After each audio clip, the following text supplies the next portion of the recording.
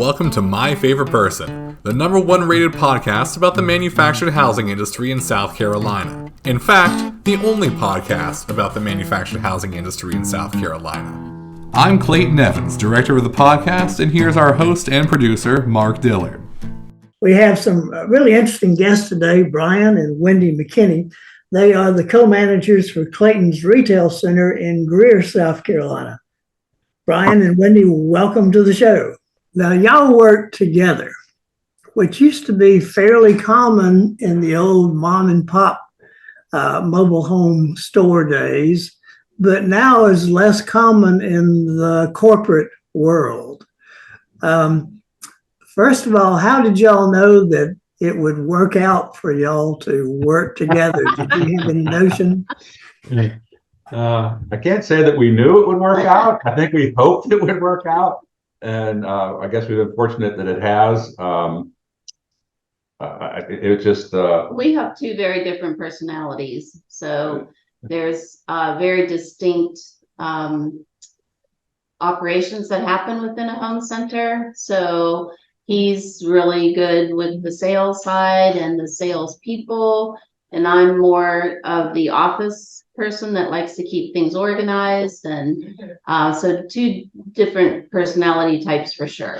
Now, y'all are together pretty well 24 hours a day. How does that work out? How do you try to separate the two lives, or is it one continuous co-management, or how's it work?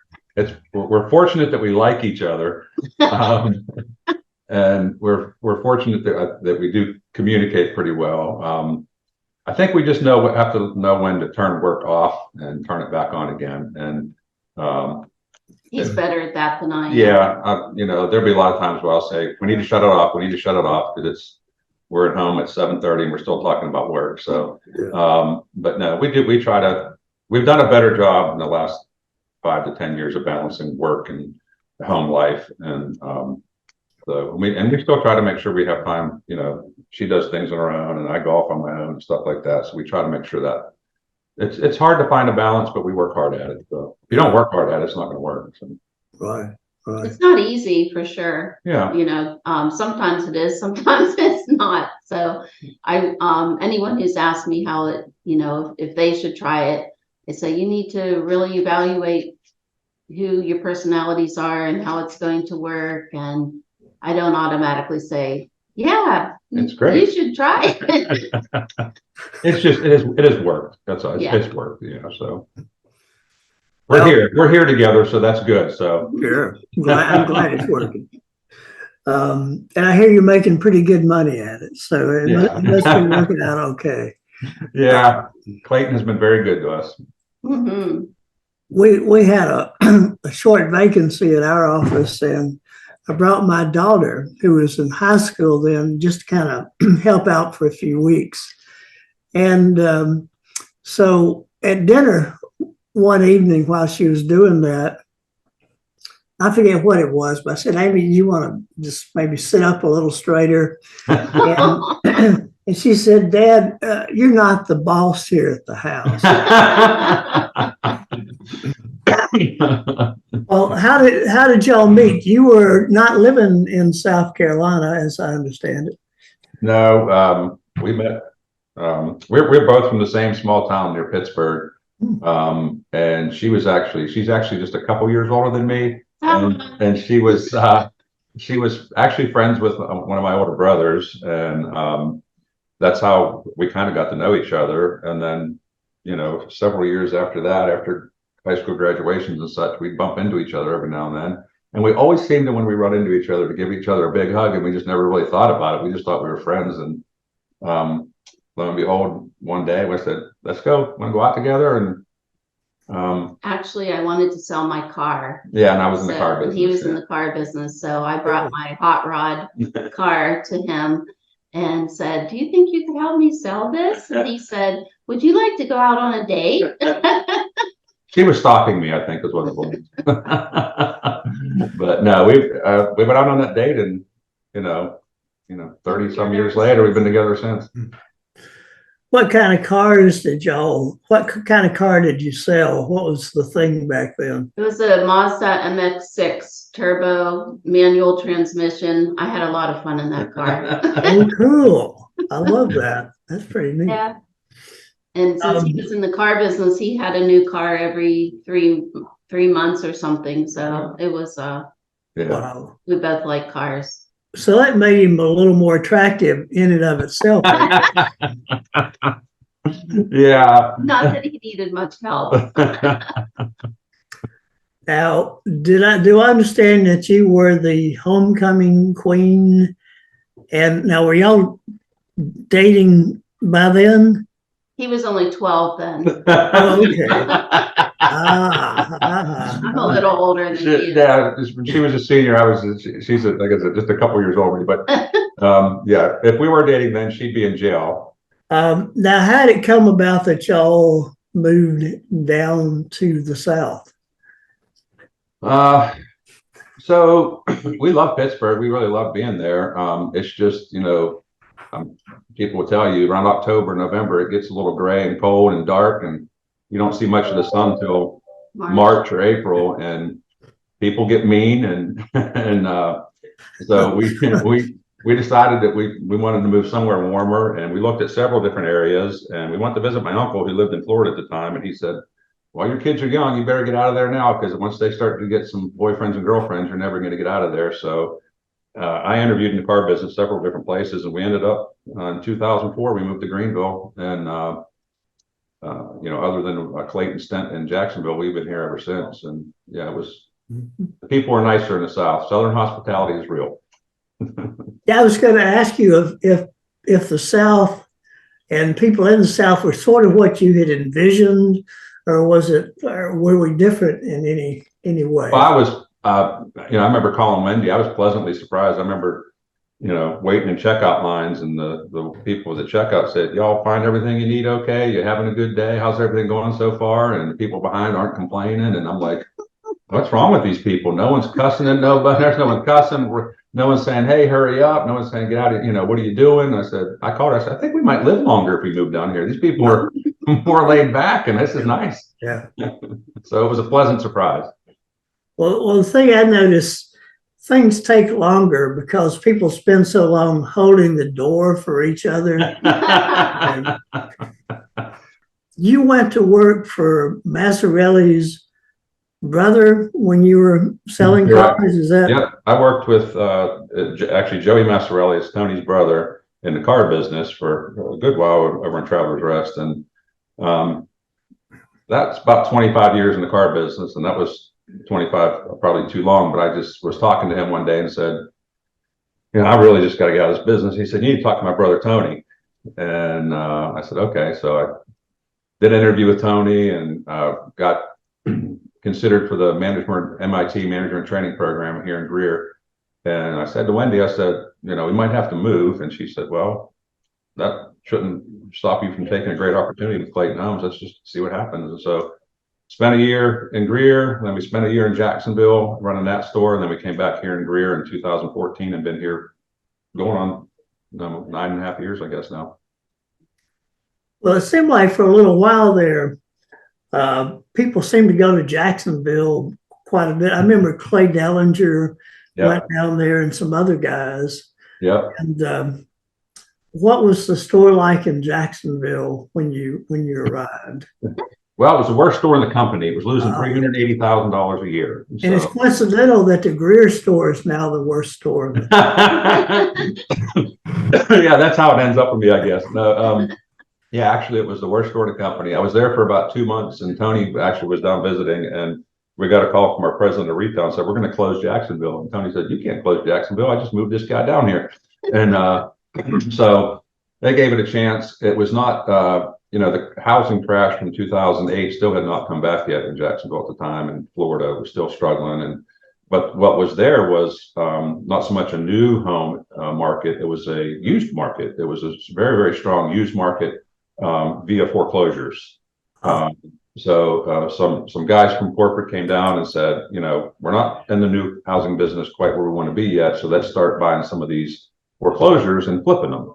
So through the, there's a HUD website where you can go on and, see what homes are going under HUD foreclosures, or just out there listed and such. So we spent a lot of time, boots on the ground, as they say, looking for houses and buying them and flipping them. And it turned out, after being there for a year, we broke even. So we kind of got it turned around based doing that, to the point where we cleared out all the old inventory new, sold a bunch of used houses, and then actually they decided to move the home center from Jacksonville to Ocala, Florida.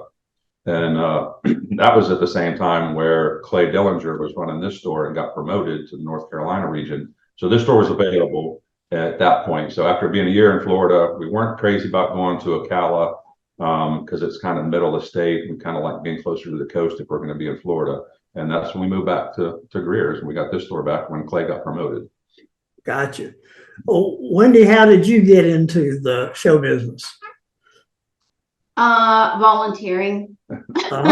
Volunteering. Yeah. That was nice of you. Yeah. Yeah. Cleaning out warehouses, cleaning out old paperwork, cleaning up the lot, all kinds of physical labor. I proved my worth to him. What inspired you to come in and volunteer? That's a pretty cool thing. Well, it really needed to be done, and it was a way to learn about the business. Prior to us going to Jacksonville, I was in school operations for Greenville County, helping to grow one of the charter high schools. Mm-hmm. And so I kind of had a pretty good idea of that kind of work, where what you need to do on the back end of things. So at that point, then Richard Bagwell needed an admin, and I put my hand up and I said, pick me. So he did, and I learned a lot, and that was how I got in. So yeah. Well, apparently a lot of people sort of were trained or brought into the business by Richard. What did he have some quality that made him good at that? I heard he was kind of a jerk, but Well, whenever I went to interview with him, he said, I tried this one other time with another somebody that he knew, their wife, and he said it didn't work out. And I said, there will be no hard feelings if you're not happy with me and I'm not happy with you. He said, okay. And so he just kind of let me learn how I needed to learn, and I worked really hard, and his wife says I saved his life. Wow. Okay. Well, now, how does the co-manager thing work? Isn't that part of that has to do with Clayton's personnel policies, doesn't it? Yeah, it's for a long time when she was pretty much volunteering here. After learning all the stuff from Richard, she was still helping me out. And I said to Tony, Tony, I need to start paying Wendy somehow. And at that time, and I think it's still a policy, a husband and wife cannot, she could not come in and be my admin, or she could not come in and be, whatever other than a co-manager. So husband and wife teams, in Clayton's world, they have to be co-managers. So, and just Lynn and Todd Cook are another great example. They're co-managers and work together down in Beaufort. So, but there's actually several in the company. I want to say probably between 15 and 20, maybe if not more. I counted one time, but it's been a while. But there are several husband and wife teams in the company. Gotcha. Well, Wendy, do you have a little separate bank account where you put your 25% or? No, she doesn't even know about our bank account. She still thinks she's volunteering. How long ago did Clayton start that, where the manager splits 50-50 with corporate? Is that what, 10 years or so? Well, it's been longer than that, because I've been with the company 11 years, and they were doing it when I got hired with the company. So I'm going to say it's been every bit of probably 15 years or so. Yeah.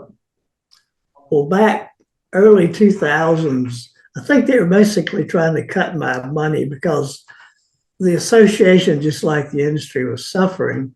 So they said, all right, Mark, we're going to give you 10% of the profits, whatever's left at the end of the year. Yeah. And this is 2002. I got $98 out of this. Oh, And no. then, of course, a few years later, we're booming and the money's coming in. And the executive committee called us in and said, Mark, we're going to kind of readjust those numbers for you. It would have been pretty sweet there for a while. Yeah. Now, it seems like all the stores are just a little bit different, have a little bit different flavor. For example, up that way, Henry Drury's store is kind of high end. There's a lot of Right. modular. Michael Cantrell's emphasizes energy efficiency. Mhm. You've got that cool Yeah. setup, the outdoor Yeah. arrangement and so forth. Yeah. Is that sort of a reflection of the market or the manager running it, or how does that come about? I think it's definitely, you can walk into every home center and you're going to see the personality of the managers that runs it, I think. Michael Cantrell is a great example because he is I have so much respect for Michael. He's such a good visionary and he's always coming up with these great ideas and, such a good reflection of his mindset. And yeah, Henry is definitely has, I think, grasped the modular market more so than we have, or a lot of people have. Joey Enos, you walk into his office up in Spartanburg and it's kind of like a carnival going on. I mean, he's got it really kind of flashy and he's a great marketer. We've kind of took the niche of not too many high-end houses, kind of stuck with the manufactured basic stuff. We do a lot of true product and a lot of mid-range stuff with Appalachia. Our high-end stuff, we do some stuff with Rutledge and some Norris, but that's not our bread and butter. Our bread and butter is the customer. Just affordable housing is our bread and butter. So, well, let me ask y'all. Finding people who can sell, and I guess also well organized and easy to work with. There's a lot of factors, but being able to sell is one of them. What do y'all look for? Are there any telltale signs? Yeah, this person probably has the knack when somebody comes in to interview. I can even go back to the car business when I used to interview people, and when I interview people in the car business, and they used to come in my office and say, "Man, I just love cars. I love those new Fords. I love these new trucks. I love vehicles." And then same thing with this business. If I come across somebody that we interview and they say, "Hey, I've always loved real estate. I've always loved houses, and I've always loved the idea of showing houses and stuff like that," and I always just kind of shied away from someone like that. I don't care if you like houses or cars. I want to know if you like people. Yeah. If I feel like if you're a people person, people are going to want to buy a house off you, or they're going to buy a car off you, whatever it is. So same thing when we walk into somewhere. If we connect with someone because they're a people person, that's the kind of people you want to do business with. So that's what we look for. It's hard to find, and like most industries right now, trying to find help is hard. And you also have to find someone that fits with your team. We have a pretty seasoned team here. We have people that they would have to fit. You just know if they're a fit or not. We have a family here is how we feel it. Well, just from knowing you two and several of your salespeople, it seems like a good bunch of people and a pleasant place to work. And tell you what, we've enjoyed talking with you, Wendy and Brian, and it's been an interesting interview. And thank you for spending time with us. Well, thank you for having us. Yeah, we really enjoyed it, and look forward. We love you, Mark. Y'all are great for us. We appreciate y'all what y'all did.